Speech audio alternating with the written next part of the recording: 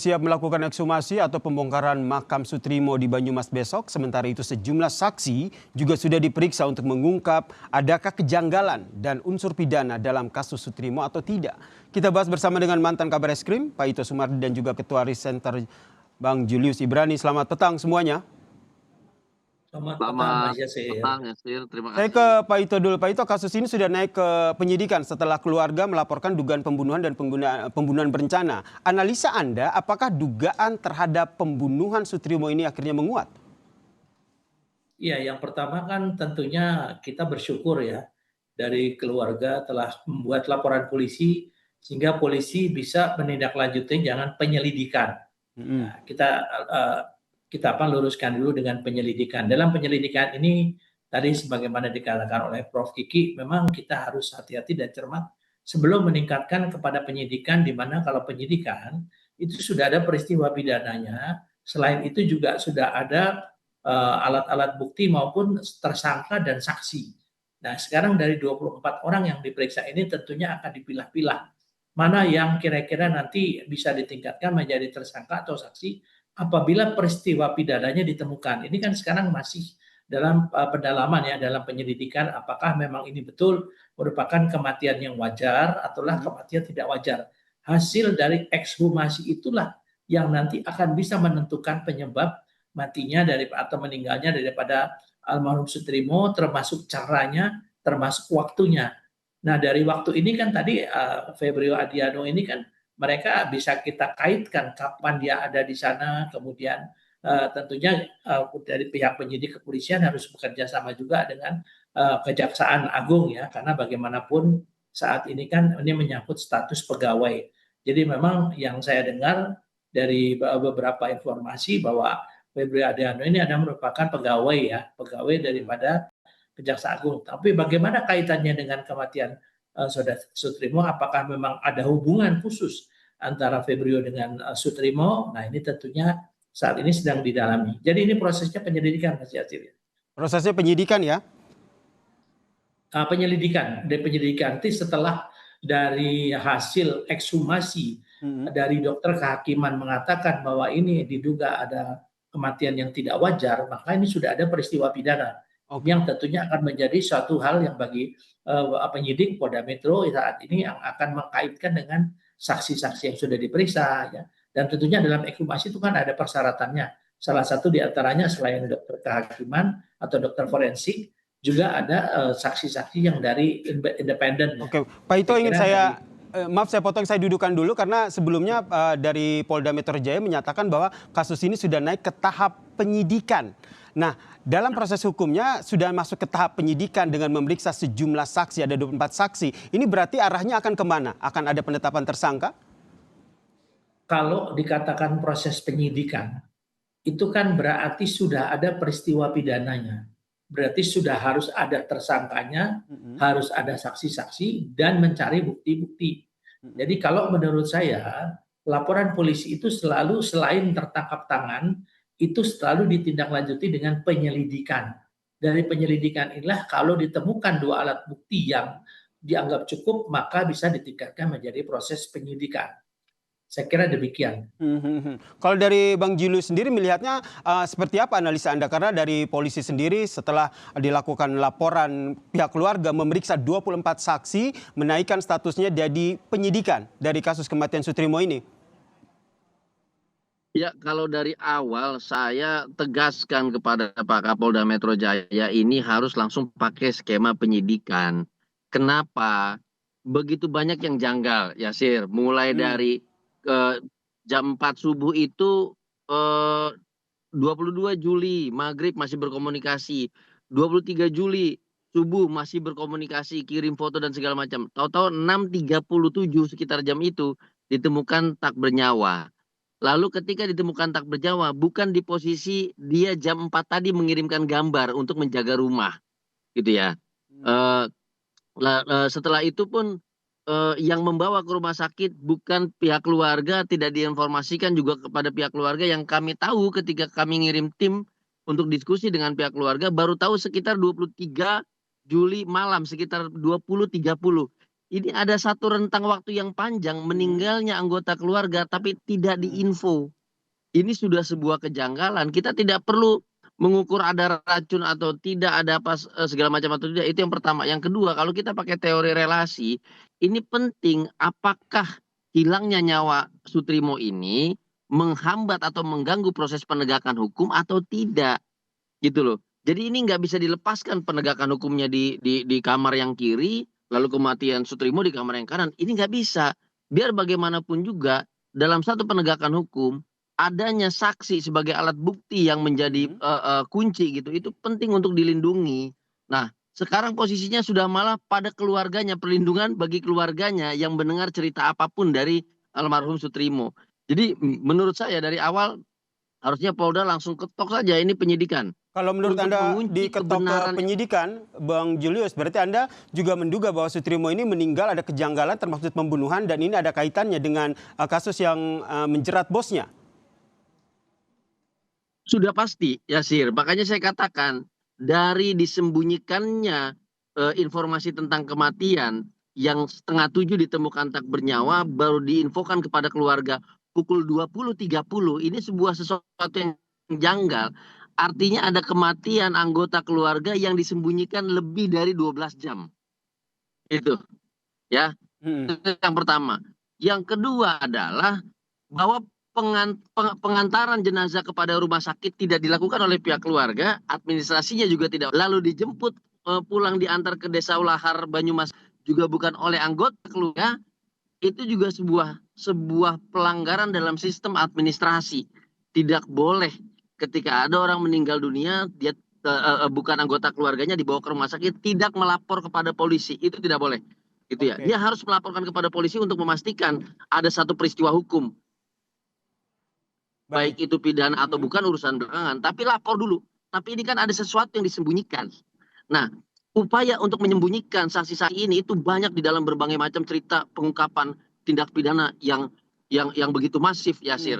Jadi termaksud apa yang penting disampaikan untuk oleh kita pihak keluarga pertegas ya? gitu. Termaksud apa yang disampaikan oleh pihak keluarga, Betul termaksud sekali. terkait dengan kejanggalannya adalah yang mengantar jasad Sutrimo ini tidak mengembalikan ponsel dari Sutrimo ini. Saya ke Pak Ito. Pak Ito, kalau seandainya ini masuk ke tahap penyidikan, kemudian mendalami pasal yang disangkakan yaitu pembunuhan dan juga pembunuhan berencana, berarti polisi juga akan menelusuri sebenarnya apa motif jika memang kasus ini adalah kasus pembunuhan terhadap Sutrimo. Jangan dijawab dulu Pak Ito, kita lanjutkan perbincangannya usai jeda, tetaplah bersama kami di Kompas Petang.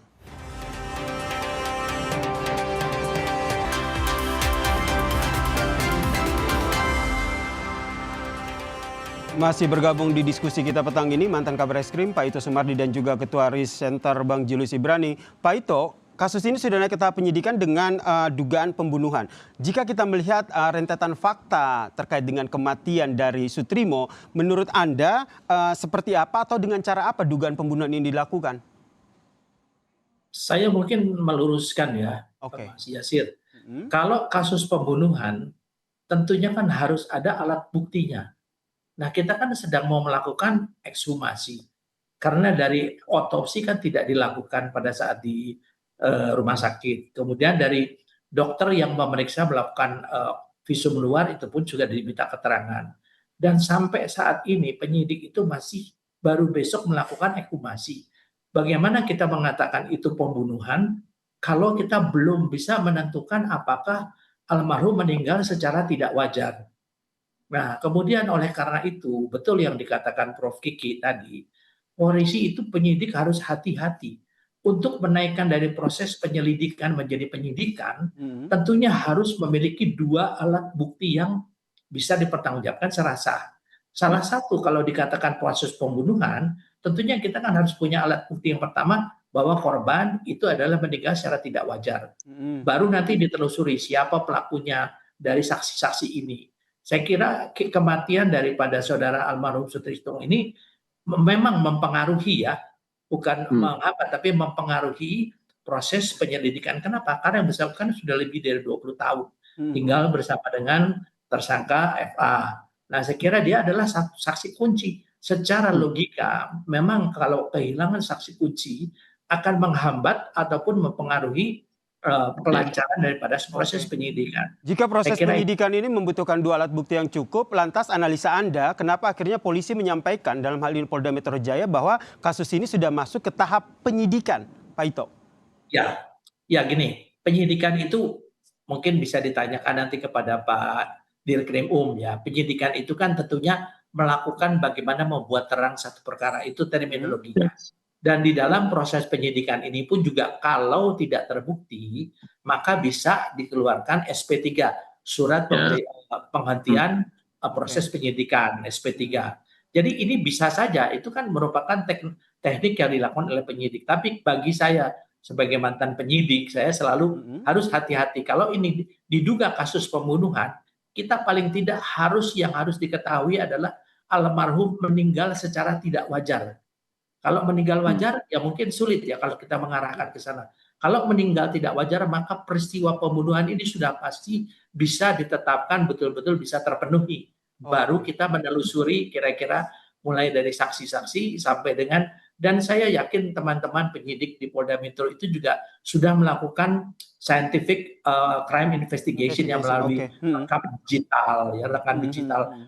Saya yakin mereka sudah punya itu daripada pembicaraan handphone, meskipun handphonenya tidak ada, tapi Mhm. kan kita bisa bekerja sama dengan operator ya, kemudian keterangan. Dan yang dikatakan Bang Yulis betul tadi, saat ini yang harus mendapatkan perlindungan adalah keluarga daripada Sutrimo. Ya, saya kira mungkin di sini tanggung jawab daripada pihak kepolisian setempat, tanggung jawab dari ketua RT, Oke. ya RW dan juga LPSK. Itu harus diberikan perlindungan saat ini. Demikian. Kalau dari Bang Julius Ibrani sendiri melihatnya bagaimana dengan, oke lah kalau seandainya kita tidak bisa mengandai-andai, namun ekshumasi harus dilakukan sehingga bisa membuktikan bahwa ada kejanggalan atau tidak. Sembari proses ekshumasi dilaksanakan, menurut Anda apa yang harus digali oleh polisi terkait dengan pemeriksaan saksi, termasuk pemeriksaan terhadap Febrio? Ya, Yasir, yang perlu diketahui adalah jalan cerita yang janggal sampai bahkan sebelum kembali ke Jakarta itu, almarhum Sutrimo dijemput oleh 2 orang di stasiun Purwokerto gitu ya, tiketnya disiapin, segala macam disiapin, ada perlakuan yang spesial. Itu artinya keterangan dari setiap saksi, ya, informasi dari setiap saksi yang berkomunikasi dengan Sutrimo yang ada kaitannya dengan penegakan hukum TSK atas nama ex Jampitsus Pak FA, itu penting, itu dulu kita duduki. Nah, Mhm. ketika ada satu saja yang janggal, kita harus katakan bahwa peristiwa ini peristiwa hukum yang dapat mempengaruhi. Jadi ekshumasi itu, kalau pertanyaan ekshumasi kemana? Ekshumasi itu adalah sentuhan terakhir untuk menyatakan yang ada di dalam tubuhnya apakah memberikan informasi tindakan seseorang orang lain gitu ya, kalau tadi pakai istilah pembunuhan, atau dengan metode yang lain. Itu bagian akhir dari ekshumasi itu sendiri gitu loh. Tapi kalau jalan ceritanya dari awal kemudian ditemukan meninggal dipulangkan ke rumahnya di Banyumas, itu sudah menurut kami, Mhm. menurut bacaan kami juga hasil investigasi di lapangan itu sudah satu peristiwa pidana tersendiri. Makanya penting untuk segera dinaikkan penyidikan. Nah, bicara tentang saksi-saksi yang lain tadi saya setuju dengan Pak Ito bahwa LPSK sudah harus hadir di dalam setiap tahapan pemeriksaan saksi orang-orang yang memiliki informasi yang ada kaitannya dengan penegakan hukum itu. Jadi kalau tidak maka akan ada potensi hal yang sama. Kasus seperti ini banyak sekali, Yasir. Saksi-saksi kunci tiba-tiba hilang, saksi-saksi mahkota tiba-tiba meninggal dunia dan segala macam. Ini kami banyak sekali mendampingi kasus seperti ini. Jadi awareness-nya itu Oke. harus ditegaskan dalam bentuk naiknya ke tahap penyidikan. Itu yang paling penting kita sampaikan. Oke, sehingga kalau kita lihat dalam pengusutan kasus ini, ekshumasi satu hal, namun pemeriksaan sejumlah saksi ini juga harus terus dilakukan oleh polisi, dalam hal ini Polda Metro Jaya. Pak Ito sendiri melihat bagaimana proses pemeriksaan saksi, terutama pemeriksaan terhadap Febrio yang namanya tertulis dalam surat orang yang bertanggung jawab terhadap kematian ataupun, dan dia juga diketahui merupakan pegawai ex Jampitsus juga. Ya, kalau saya lihat keseriusan dari Polda Metro kan tadi Pak Dirkrim sudah menyampaikan 24 saksi. Dan Mhm. tentunya masing-masing saksi ini ada peran-perannya ya. Jadi keterkaitan dengan kalau memang dugaan ini dikaitkan untuk kasus pembunuhan. kan ini kita sekarang berjalan secara simultan, secara komprehensif yang dilakukan penyidik, sehingga saya yakin penyidik pun juga mereka sudah mengumpulkan semua saksi-saksi sesuai dengan dugaan keterkaitan, dan sehingga nanti akan disatukan menjadi satu kesimpulan bahwa ada peristiwa pidana, siapa-siapa saja bertanggung jawab. Jadi saya tentunya berharap bahwa saksi-saksi kunci, sebagaimana dikatakan Mas Julius, itu memang betul harus mutlak harus dilindungi ya. Karena apa? Kalau misalnya sampai ada penghilangan, misalnya mereka kemana hilang pergi atau kesulitan dalam memeriksa, ini akan mempengaruhi kecepatan dalam mengungkap kasus ini. Saya kira ya memang penyidik Polda Metro, saya sangat yakin betul mereka sangat profesional dan tentunya kesulitan bagi kita. Karena ini ada 2 kamar ya. Sekarang tuh kamarnya ada kamar kepolisian,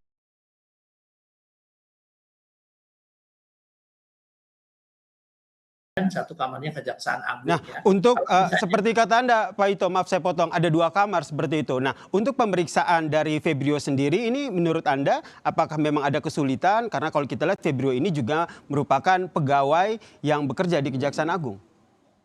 Ya, sekarang kalau jawabannya hanya singkat, apakah memang betul kasus ini ingin kita buka seterang-terangnya, seobjektif mungkin atau tidak? Saya yakin teman-teman di Kejaksaan Agung juga mereka ingin agar kasus ini juga bisa terang benderang ya. Dan saya sangat yakin dengan pertemuan Pak Kapolri dengan Pak Jagung, itu beliau sudah sepakat bahwa kasus ini harus dibuka untuk sebenar-benarnya, seterang-terangnya. Kita hanya bisa berharap ya, Jasil ya. Sehingga bacaan Anda, Pak Ito, ada 24 saksi yang sudah diperiksa tapi tidak dipaparkan. Di situ ada nama Febrio atau tidak. Bacaan Anda, Febrio ini menurut Anda sudah diperiksa atau belum terkait dengan kasus ini?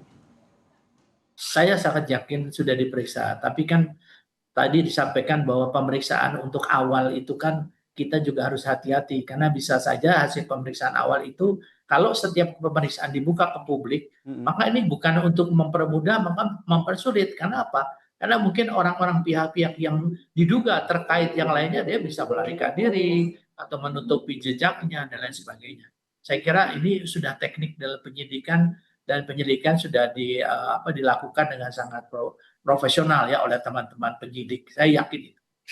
Ya, mengedepankan scientific crime investigation ya, termasuk ekshumasi yang dilakukan besok hari begitu. Banyak pihak yang menyuarakan bahwa ekshumasi besok harus dilakukan secara independen dan juga transparan. Menurut Bang Julius sendiri, pihak mana saja yang harus diikut sertakan dalam ekshumasi esok? Ya, tentu ekshumasi ini menjadi kunci karena menurut saya ini titik akhir ya, Yasir, dalam pemeriksaan dugaan tindak pidana ini di atas kematian Sutrimo.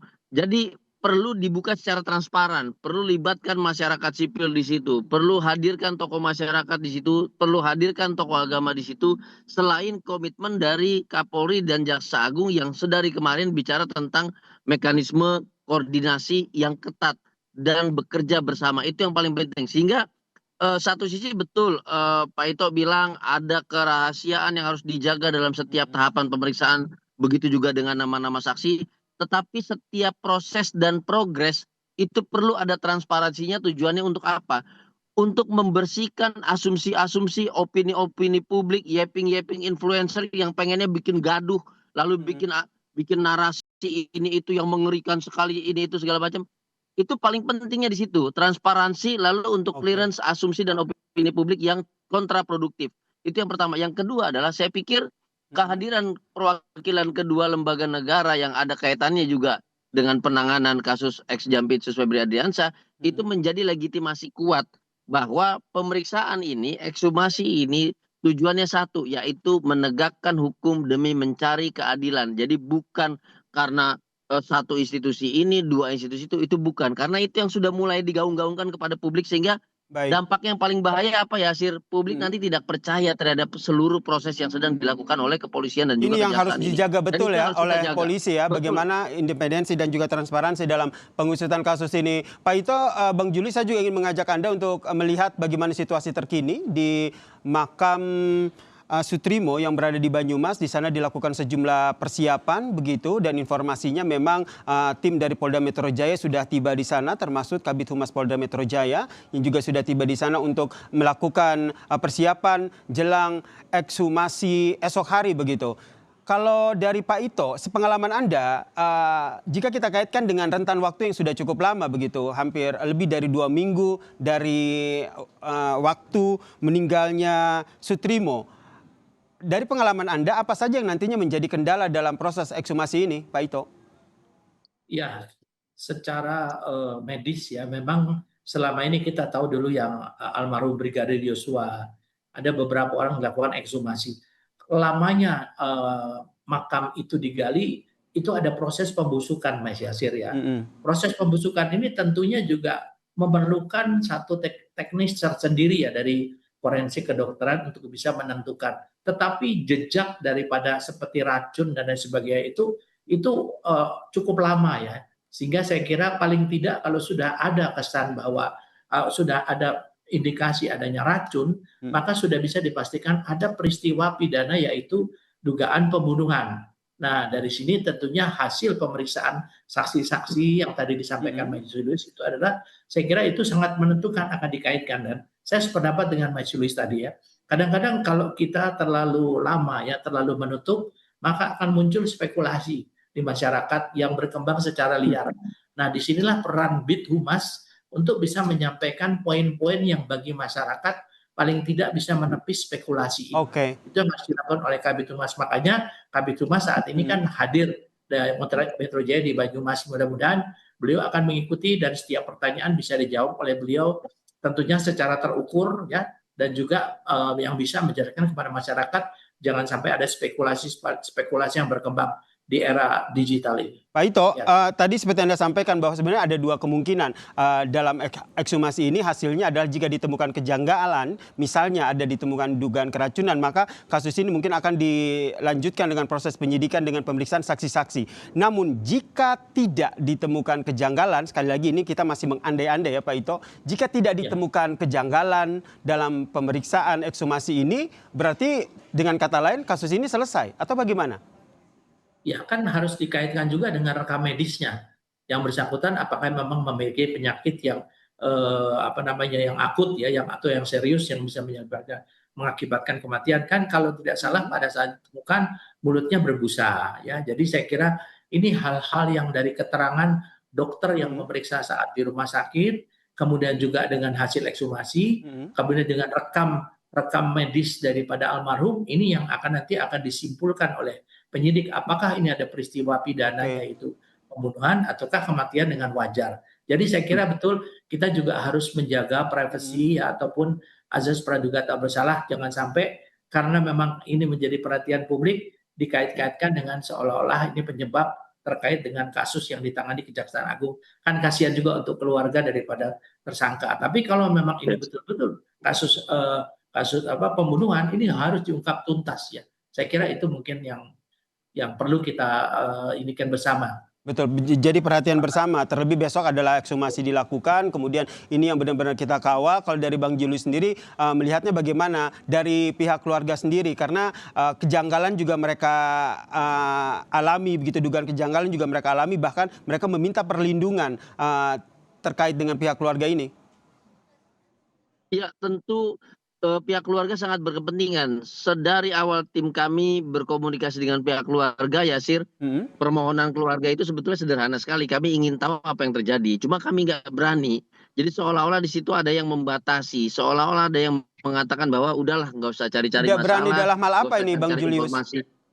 Tidak berani dalam hal mengambil langkah apapun, termasuk ketika kami tawarkan bantuan hukum untuk mencari kebenaran, bukan mencari keviralan, tapi untuk mencari kebenaran demi keadilan supaya tidak beredar opini-opini publik, narasi-narasi yang kontraproduktif yang hanya untuk menciptakan viral saja. Nah, keluarga juga menginginkan hal itu. Sampai kemudian muncullah isu mungkin nunggu tenang dulu, apa nggak ada orang sekitar sini yang bisa bantu dan segala macamnya.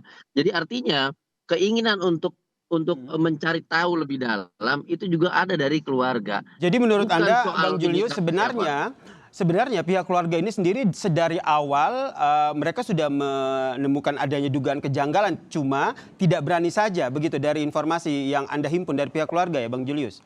Ya gimana mau berani Mas Yasir, yang nganterin jenazahnya 2 anggota TNI, siapa yang berani? Begitu loh. Kalau yang mengantarnya adalah memang yang berkomunikasi dengan beliau, yang memang warga biasa, sipil segala macam, ya tentu hal yang berbeda yang dirasakan. Jangankan pihak keluarga dengan kondisi anggota keluarganya meninggal, orang biasa saja melihat aparat berseragam seperti itu sudah takut, Yasir. Jadi Baik. ini yang sebetulnya perlu kita kawal bersama-sama, gitu loh. Untuk Dan ini mencari bukan apa bukan keadilan, asumsi Anda ya, kebenaran. Ini bukan untuk Bang satu dua Julius. orang. Ini bukan asumsi Anda, tapi ini adalah keterangan langsung yang disampaikan oleh pihak keluarga ya? Tidak, bukan asumsi kami. Pihak tim kami berkomunikasi langsung sana, Yasir. Kita tidak pernah memberikan statement tanpa investigasi di lapangan. Baik, terakhir saya ke Pak Ito. Tentu saja kita berharap bahwa kasus ini terang benderang, sudah dilakukan ekshumasi besok. Apa yang menjadi hal-hal penting yang harus dijaga oleh institusi sehingga betul-betul kasus ini transparansi dan juga independen? Yang pertama ini kan mempertaruhkan profesionalisme daripada penyidik Polri, karena kan kita ketahui kasus ini kan atau kasus besarnya itu kan berawal dari penyidikan oleh Polri. Ya tentunya juga masyarakat juga ingin berharap agar Polri juga tidak menyerahkan begitu saja. Kalau memang ada keterkaitan yang bisa menyangkut ya kepada peristiwa pidana yang besarnya, tentunya Polri harus profesional, dan saya sangat yakin bahwa saat ini sudah banyak hal-hal yang dikumpulkan oleh teman-teman penyidik, dan mudah-mudahan ini bisa segera disampaikan ke masyarakat sehingga ada kejelasan penyebab daripada kematian almarhum Sutrismo, maupun juga kira-kira ada tidak keterkaitan dengan kasus besarnya. Demikian. Baik, terima kasih Pak Ito Sumardi, terima kasih Bang Julius Ibrani atas perspektifnya dan pandangannya di Kompas Petang terkait dengan kasus ini. Salam sehat semuanya. Selamat sehat. Terima kasih, Yasir, Pak Ito. Usai jeda, saudara, Kompas Petang masih akan hadir dengan informasi. Usai menggempur Iran, Presiden Amerika Serikat Donald Trump kini memunculkan usulan untuk meminta ganti rugi ke Iran. Usulan ini muncul di tengah upaya kelanjutan negosiasi damai dua negara.